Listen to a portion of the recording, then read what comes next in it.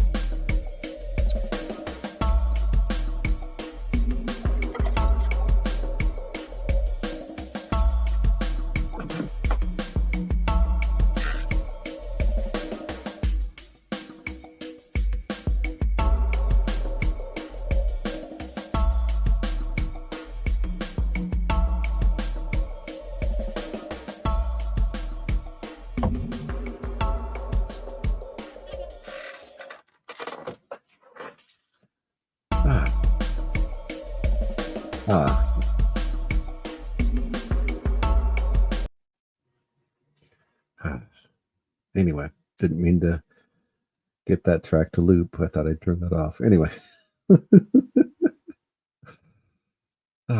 Much better. Much better.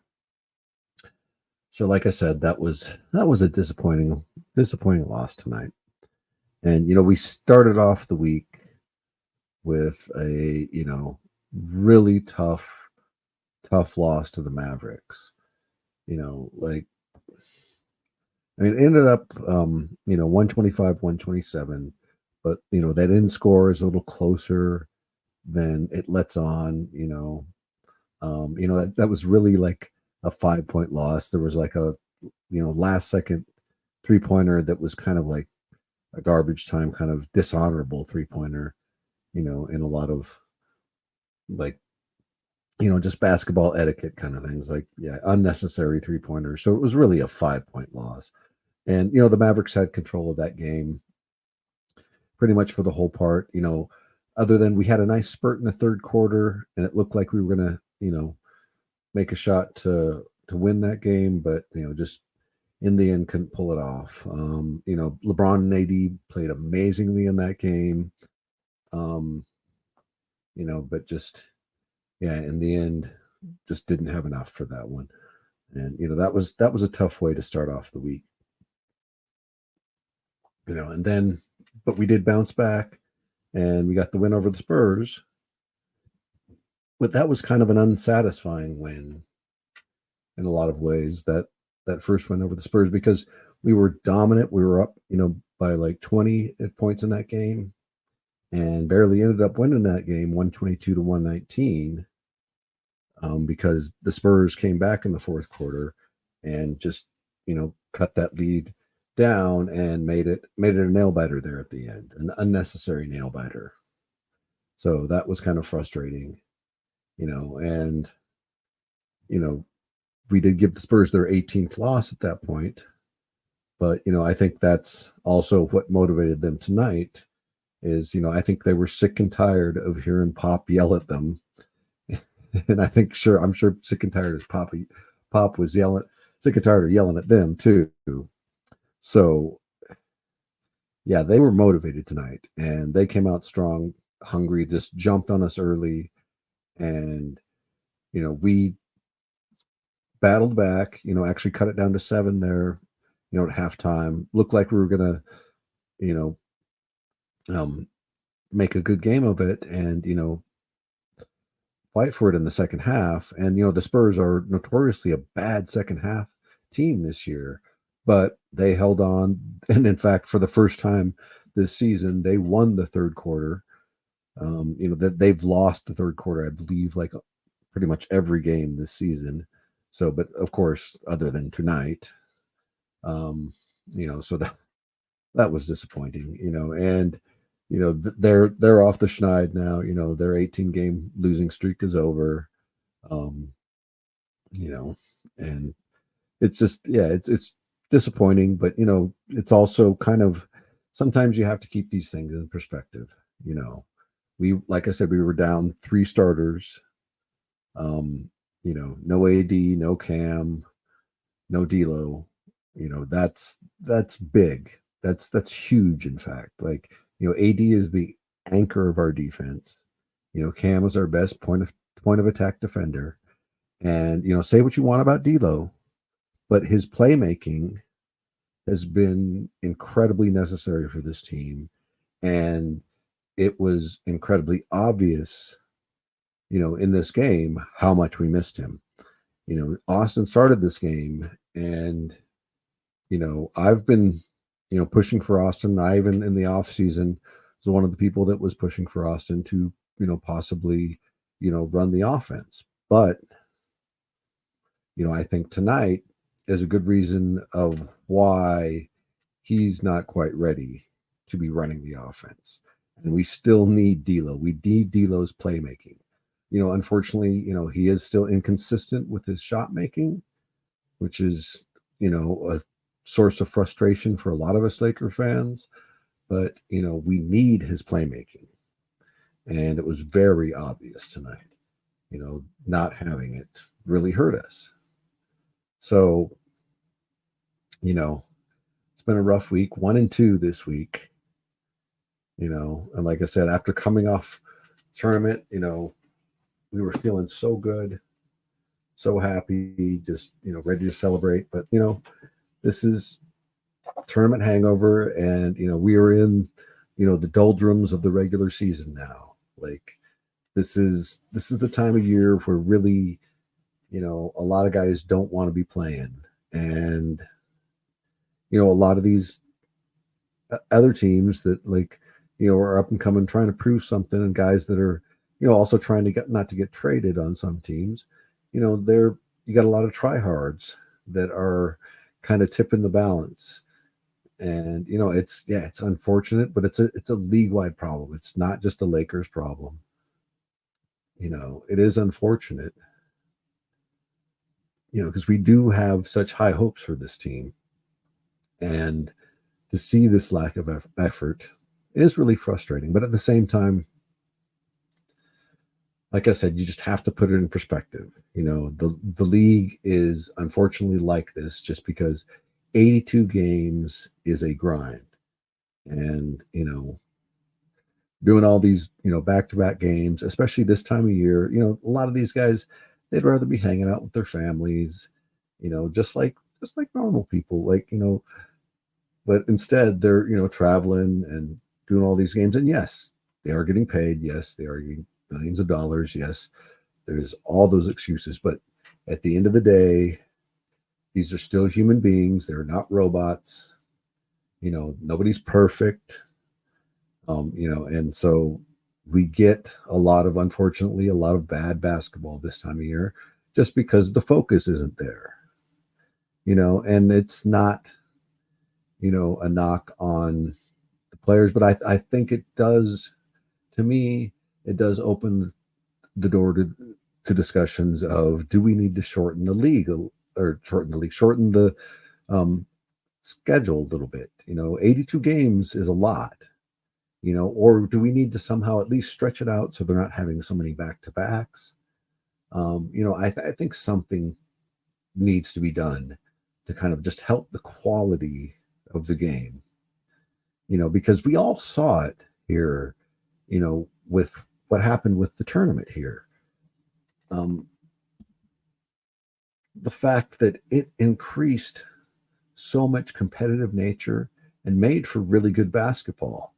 And like just all across the league, since the tournament is over, it's gone back to a lot more lackadaisical, that the intensity's gone for a lot of players, a lot of teams, and we're getting a lot of games like we got tonight. And yeah, it's unfortunate, but it is, unfortunately, it's the nature of the beast. I've been watching this game a long time, and like I said, every December is like this. I can't think of a single December where it was super competitive, high level basketball. It just doesn't happen. So, like I said, I think that the league does need to think something about shortening the season, doing something to help the product here, because they I think they should really take to heart like what the ratings did for this tournament. There was a good spike in ratings, and that says a lot, because they're competing with football. Football is number one, and really hard to compete with, and to take some numbers while football is going on like that is pretty big. Now, whether or not they're like taking any numbers away from NFL, that's a whole other thing that probably hasn't been determined at all. But but the point is that before, those numbers weren't there, and you add a little bit of competitiveness into it, and the hunger from the fans is there. So I hope the NBA is listening, and I hope the NBA thinks about these things and wants to do something about these things, because the quality of the game, it's important to a lot of us fans. And and I'm and don't mean to be going on this just because the Lakers have lost 2 games since the tournament, but like I think a lot of fans, win or lose, like, you all feel it, like your team just doesn't play with that same intensity this time of year. So anyway, it is what it is. That's the way things have gone this week. You know, but we move, and we're now 15-11. I haven't checked the standings. I believe somewhere between 6th and 8th. So still okay. Like, probably we were 4 games out of first. I'd imagine we're probably about 5 or 6 at this point. Um, you know, after a couple losses this week. So it is unfortunate. With those, it's really close in the West, but you also got to remember it's still early. It's still December. try not to, take it too hard, because it is like, if you want to have a loss like this, I'd rather have a loss like this in December than a loss like this in, say February. Like if we're having a loss like this in February or March, like as we're just starting to get, geared up and ready for the playoffs, then I'm very concerned. But right now, you can kind of temper it with, you know, it is only December. It's, it's unfortunate. It's one of those things of, we just ran into a perfect storm of, they were sick and tired of losing after 18 games, sick and tired of hearing Pop yell in their ear. And we just didn't have enough tonight, didn't have our full team and didn't have the focus to, battle their intensity. And it is what it is. These are still pros. You got to remember that. So, anyway, moving on here. Let me take a drink real quick. Get a little dry mouth.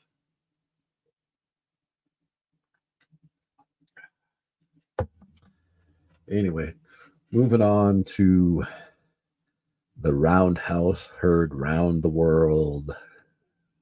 Draymond Green is at it again. And oh man, like Draymond, like, man,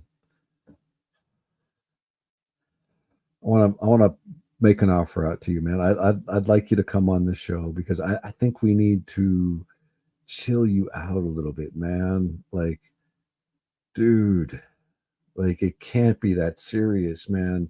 Like you need to just take a couple tokes. Here, let me take one myself here real quick.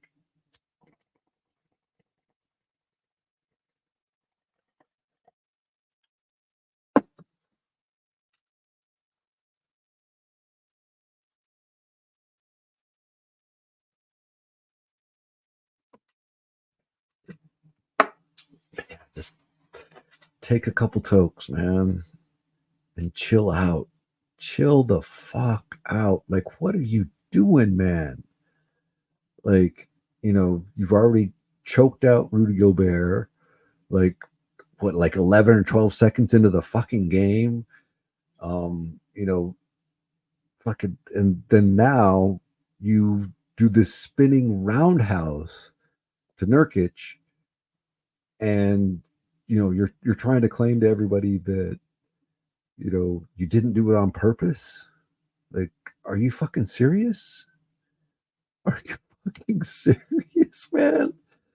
Like, come on, man. Like, dude.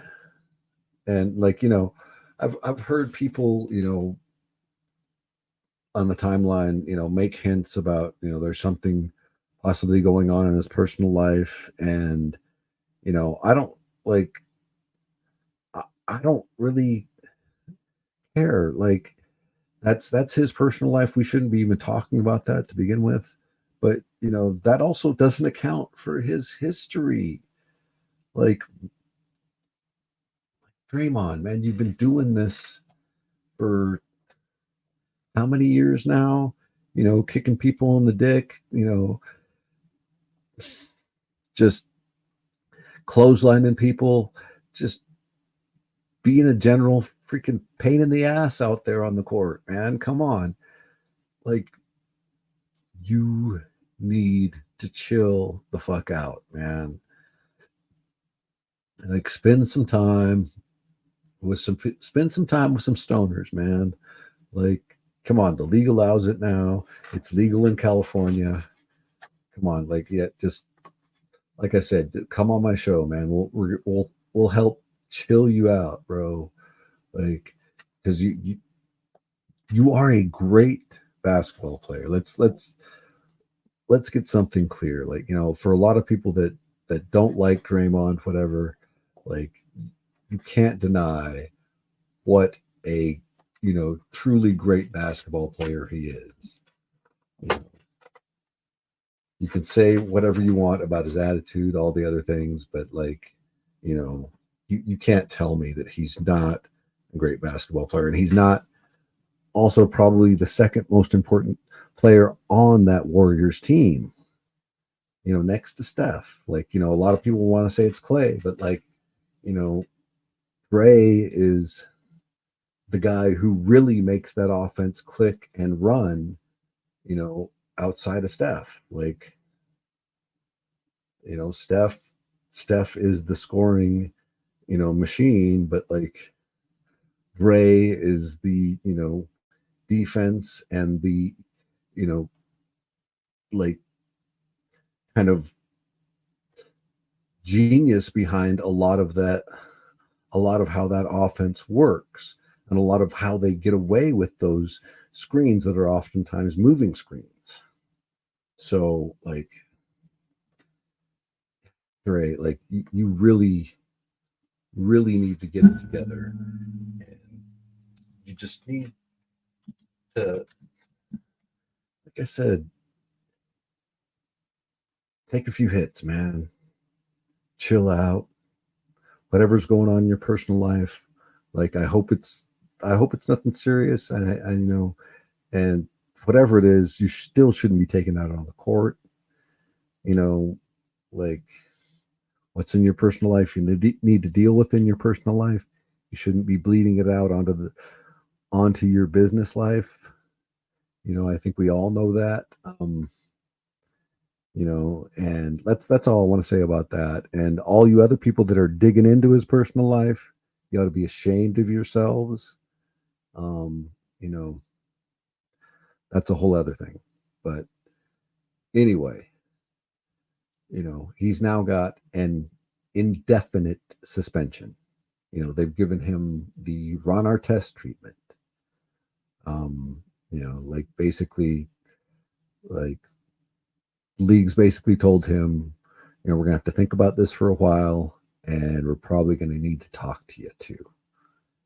So, he's out for a while, and the Warriors, they're in big trouble without him. Big trouble without him, in my opinion. So, anyway, Draymond, what the fuck are you doing? Oh man, yeah. I think that with that said, let's play a little bit more music, and I'm going to take another hit. We'll move on to the next topic here. And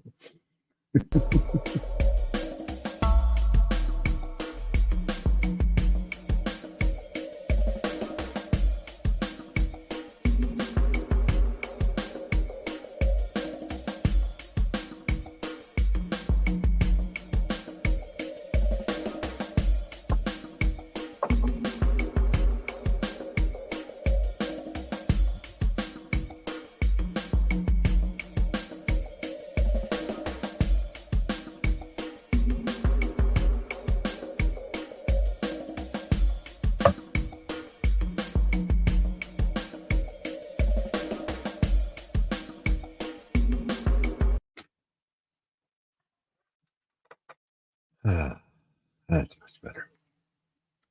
So, anyway, on to the next topic. Now, the next topic is something we see all over our timelines. And we've been seeing all over our timelines for weeks, months, even. And it's Zach Levine, the Zach Levine craziness, just nonstop. We're trading for Zach Levine. We got to have Zach Levine. Zach Levine's going to fix everything. Zach Levine's our savior. And I've just got one thing to say to that, and it's this.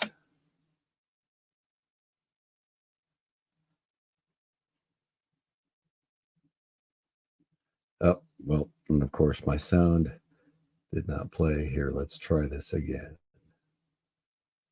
Because, of course, I set a hotkey for what's another function here. And I need to pay attention to that, obviously. Let's see if I can find my sound here as I stall. Where did I put that? Where did I put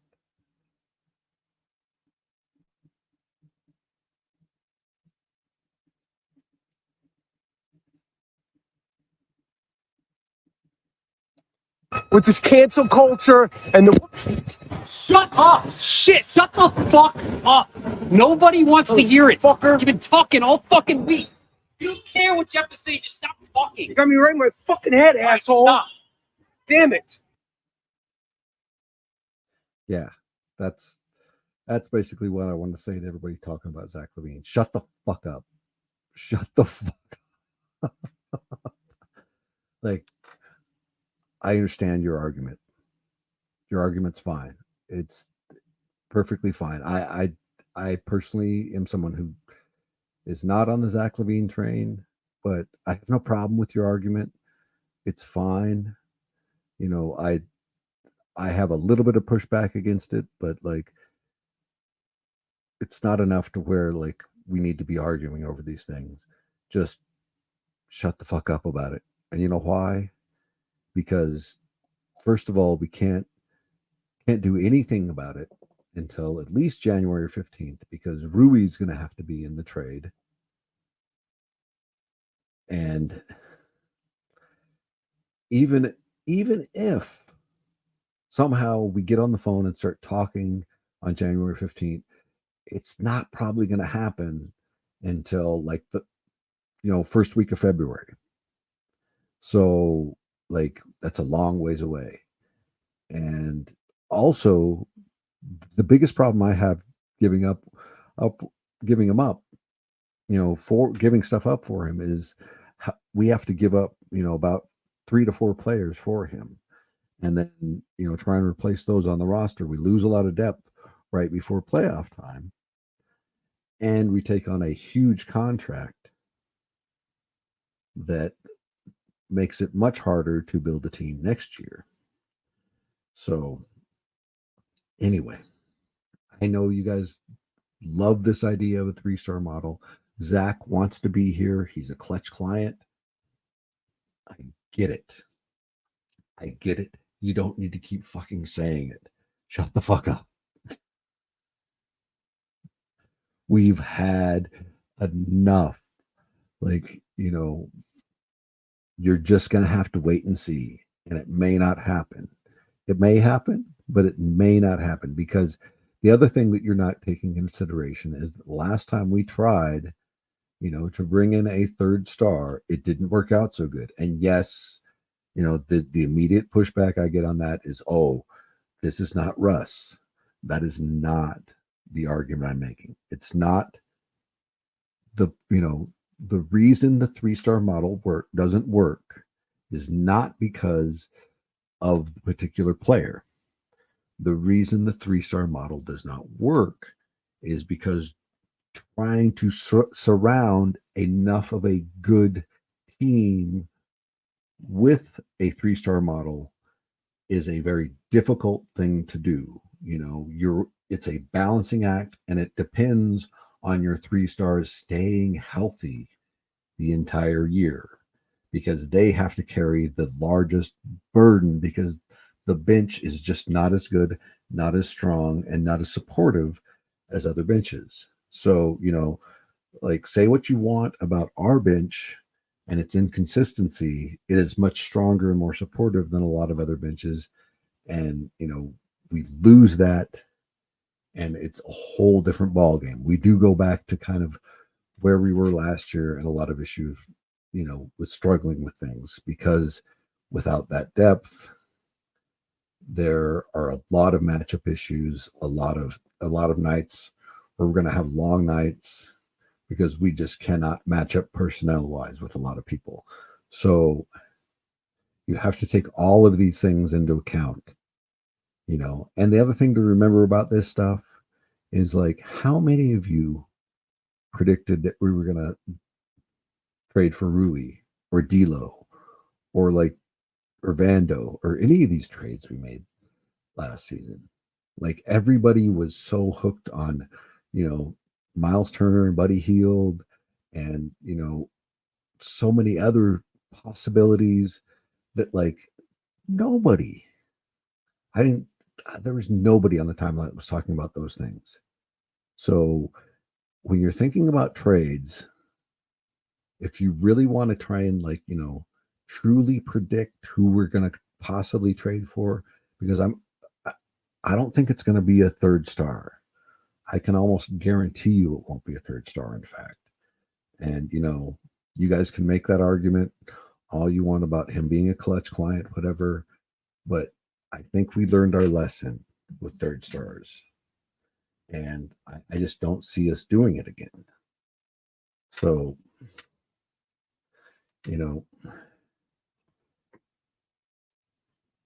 depth is important, and if you want to try and like predict what Rob is going to do, think of the unpredictable, because it's going to be someone that we haven't even thought of.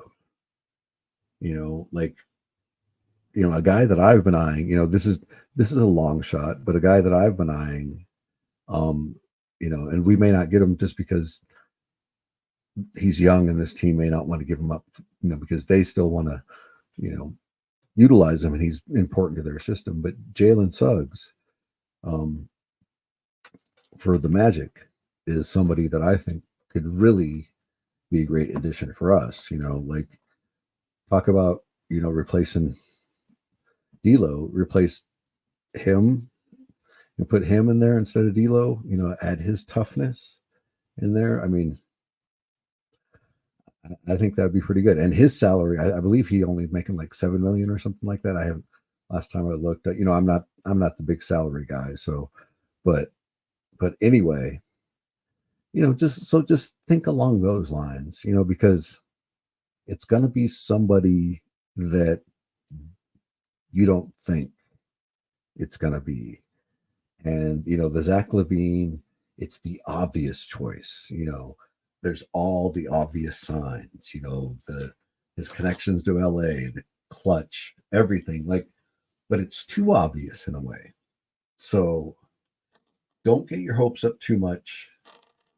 And, even if you do want him in the end, just chill the fuck out and shut the fuck up. Okay? Please. Just for the sake of the piece of the timeline. Just stop. Okay? So anyway, I'm going to play a little music, take a little drink, and we'll move on to the next segment here.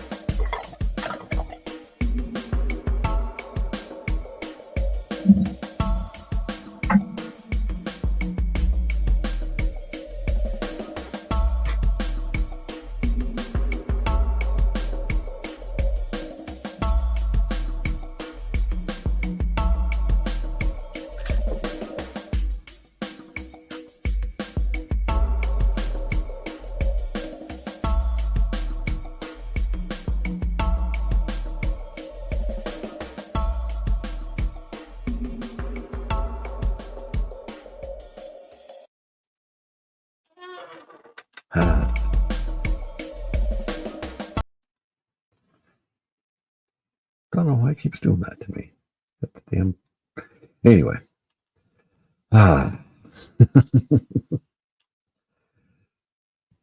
So, next thing I want to talk about is, it's a touchy subject for some of the Bron stands in particular, but it's something that needs to be talked about.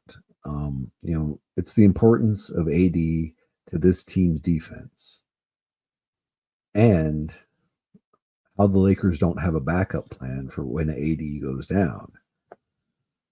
So,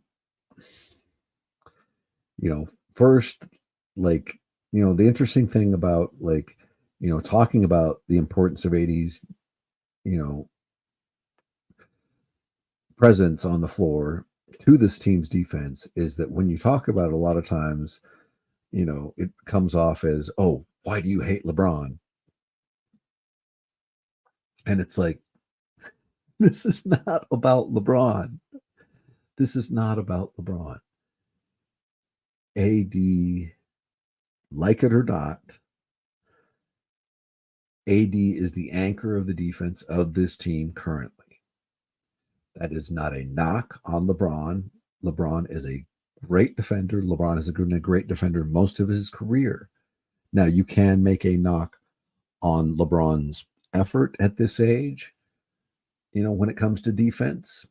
And there's a lot of people who do that on the timeline. But, of course, we also got to be careful with that because LeBron fans can't stand that either. Like they want to have the double standard with that. It's like, it's either we have to excuse it because he's old or we just have to ignore it. We can't talk about it. So it's so silly.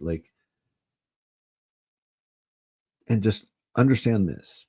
It's not the reason that AD is so important for this defense is it's not because Braun is unimportant. It's simply because of how this roster is constructed. This roster is constructed in a way that does not have a good enough backup plan for AD. Now, I know I talked at the beginning of the season that we had a good backup plan for both Braun and AD, but seeing it in action, we clearly only have a good backup plan for Braun because, things do dip a little bit when Braun goes off the floor, but we control it better with guys like Rui and just the solidity of our depth with that bench. So, but when it comes to AD going down, what happens is that creates this just hole in the middle of our defense because he is not such an incredible rim protector, but he covers so much ground with that rim protection. And it was so evident tonight, because he makes up for so much of the mistakes that a lot of our guards are making in covering the perimeter. And, I should say that again so people can hear that. If you're watching these games closely, this is the truth. When AD is on the floor, he is making up for a lot of the mistakes that the guards are making when covering the perimeter. He is getting out and closing out and creating more pressure that the guards are not doing. So he is that important. And they gave up 42 freaking points in the first quarter tonight because he wasn't there. And a lot of those were threes. So a lot of people are going to argue that's not AD's job. But watch another game and watch how he threatens that 3-point line, not just the rim. So his presence defensively is so important. And we miss it incredibly. And, I thought Christian Wood was going to be that guy. But, apparently we can't start Christian Wood because we need somebody who's a lob threat to match up with LeBron. And I guess Christian Wood isn't enough of a lob threat. Jackson Hayes is the better lob threat. So even though Jackson Hayes is a bad finisher, he's going to get the start over Christian Wood. Make it make sense. It's, we're excuse me. We're, so frustrating. I'm not coming up with the right words for it, but I think you understand what I'm getting at here. Christian Wood has also, been frustrating too. Don't get me wrong. I'm not sitting up here trying to say that Christian Wood would solve all this. Fuck no. Not at all. Not at all. But somehow we need a guy who is Christian Wood and Jackson Hayes kind of put together. We need a guy who can at least protect the rim a little bit like Christian Wood can, because he's not what AD is, but he at least can be somewhat of a rim protector. Whereas Jackson Hayes, just because he doesn't have the physicality for it, just doesn't really seem to protect the rim at all. So and then somebody who's a lob threat and athletic, but then you look around and who's out there and who are we going to get? There's not really a whole lot of choices. But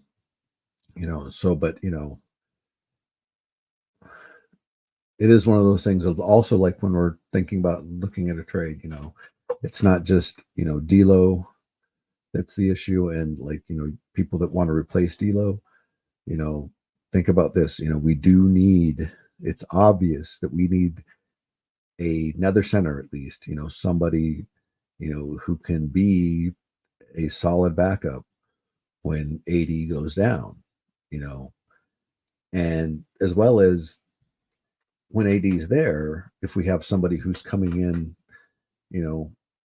off the bench to be, a solid backup that doesn't provide, a big drop off, like that makes this team even that much stronger. So that is something that, that I hope they're, going to address here, when it comes to, possibly making a trade or, maybe even signing something in the buyout market, because we do need another big. We've still got that 15th roster spot open. And, I know like Rob likes to keep it open, obviously, until, last minute, but hopefully that's what we do with that 15th roster spot is another big. So anyway, let me take another drink here.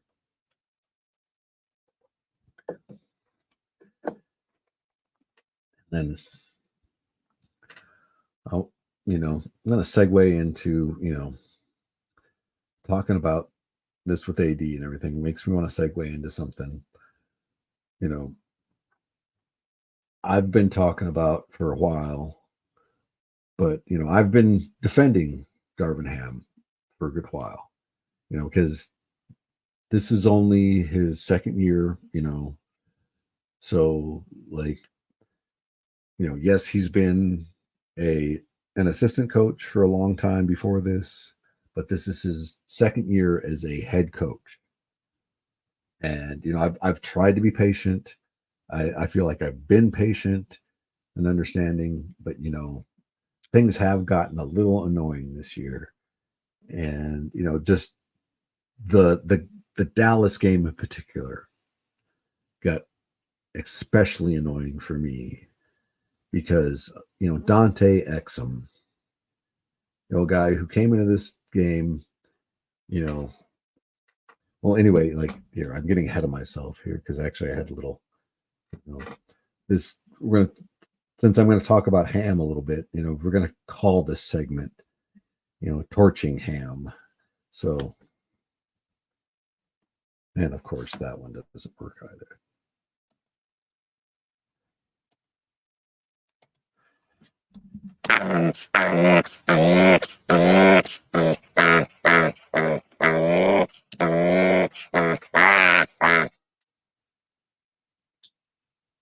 So yeah, I've got the little pig sound effect. Got my little torch here. Yeah, time to torch some ham. So anyway, yeah. Excuse my stoner getting ahead of myself and having to back up there. I had to play the sound effect there. But like I said, I've tried to be patient. I've tried to be understanding. But the Dante Exum thing, he was shooting 29%. 29% from three. And he was out of the league 2 years ago. Out of the league. And I understand the game plan. A guy like that, you're going to let him shoot, and like, of course, people have this like thing. thinking of like, you let him shoot, and if he shoots like that and wins, that's just, you just accept it. But there's also, if he's shooting like that, you adjust. And, especially in a close game, and you don't let him beat you. And that's what didn't happen. And that was really, really frustrating. And, you can play the percentages, and it's a good thing to play the percentages. It's smart most of the time, but you play the percentages too long and you get fucked like that. Because the other thing you have to take into account when you're playing those percentages is those percentages are like that for a reason. Those percentages are like that because somebody's actually been guarding them and getting out on them. You start leaving them open, that changes things. That changes the fucking variable completely. So you have to take that into account too. Like, you can't just ignore someone completely on offense. As much as you want to talk shit about that, you can't even do that on a fucking pickup game. And those of you that play know what I'm fucking talking about. So anyway,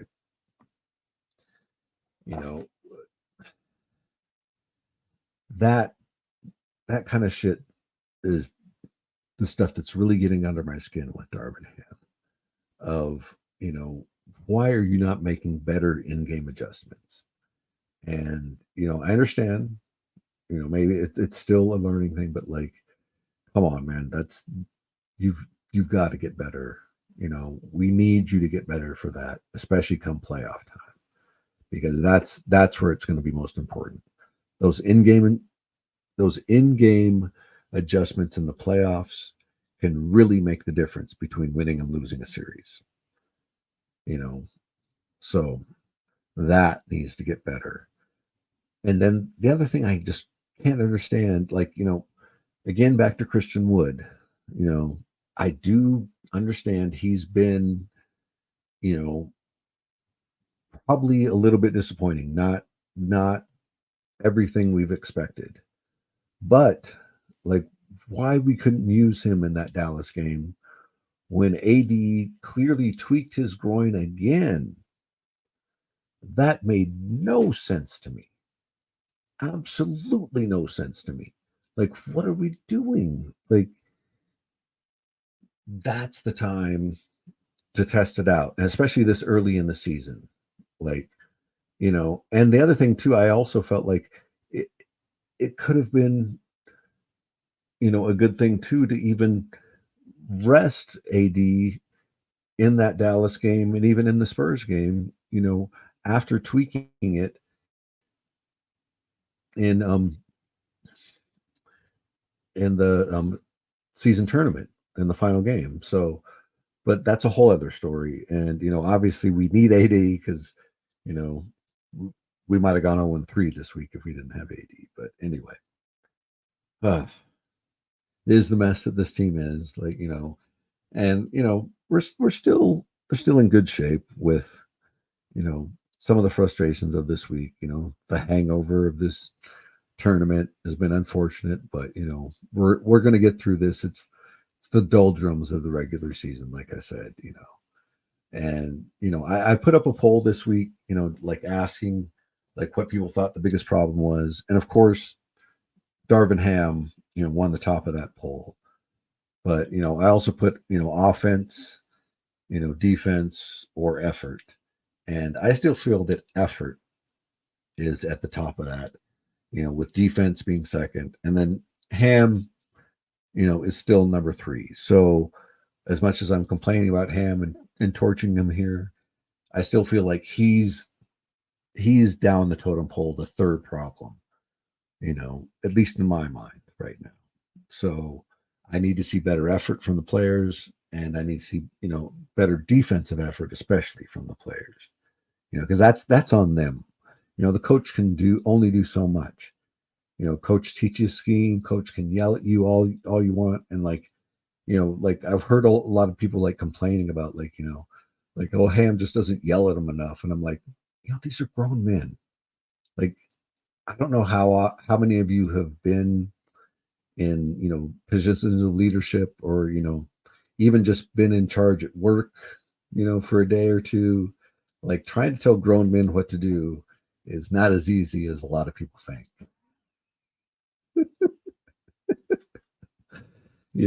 Sometimes it takes some creativity, and it's not about just barking orders. It's not like that. Even if you're the coach of a team, and a lot of these guys, I wish some of them could be a fly on the wall to sit in a lot of these coaches' rooms and see what kind of goes on, because I don't think they realize like the artfulness of managing egos that a lot of these coaches have to do, especially in professional sports. And that's, it's more about grooming and managing egos and keeping people happy than it is about X's and O's. And a lot of people, may be surprised. A lot of people may, want to tell me I'm full of shit, but trust me, like, any pro will tell you, like, the coaches get too much credit and too much blame. So anyway, moving on.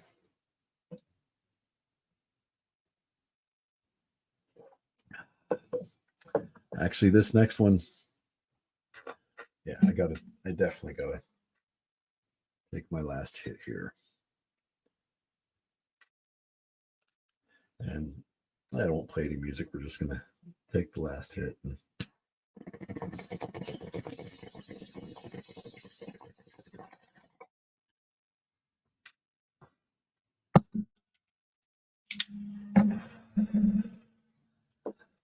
So anyway, I have noticed a fun and kind of funny little trend that's been going on with LeBron. LeBron keeps making all these weed references in his celebrations. So shout out to the king, man. Like, dude, it makes me happy to know that, you might be a stoner, and you might be kind of, because I've been joking with friends that like it looks like you're just dying to kind of come out and tell everybody like, yeah, I've been a stoner, but I understand, like, there's still probably a lot of people that aren't ready to hear something like that from the king. So, but like, there's been, the little, you know stoner celebration, pulling the joint up to your mouth after the win with AD, and then when they won the cup, you know he looked like he was crumbling a little something into the cup because he was passing it to someone, and like, so anyway, shout out to LeBron. Hey, your secret's safe with me, bro. Anytime you want to come onto the show, you'd be the absolute dream get. Like, are you kidding me? Oh man. But anyway, love you, LeBron. Like, despite when anybody on the timeline might tell you, just because I occasionally, will say a few things about how you didn't box out, or were just a little bit lazy on defense. Like, some people think that means that I hate you, but the truth is, I really don't. Like, you're one of my favorite basketball players of all time, truly. Like, it has been an absolute joy to watch you play all these years. And, the fact that you've played all these years with zero scandal, and, raised such an amazing, incredible family too. And just, yeah, like, nothing but admiration for you, King. Absolute admiration, despite what some of these crazy people on the timeline might tell you. So,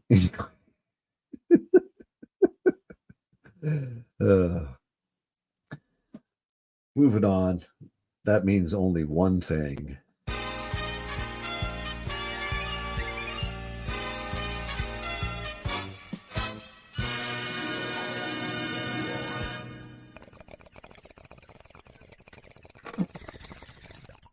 It's time for his story.